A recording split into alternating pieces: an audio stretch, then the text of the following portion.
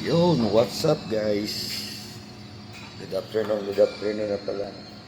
Ako siyang good morning. Ah, Nasa laundry shop ako ngayon. Ako sa Makirandori laundry shop sa Bagumbayan Sur. Narinig siya kay Wincy Hardware. Umiikot na yung aking kapalaran. Yung nakasalalay ang aking buhay. Dapat maglaba. Malinis guys yung area. Yan si ate, si Lorraine. Mahihain si ate Lorraine. Siya yung bantay dito sa Makirandori.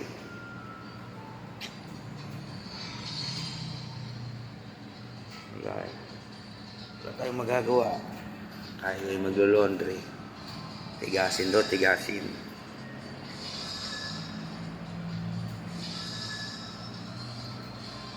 Okay.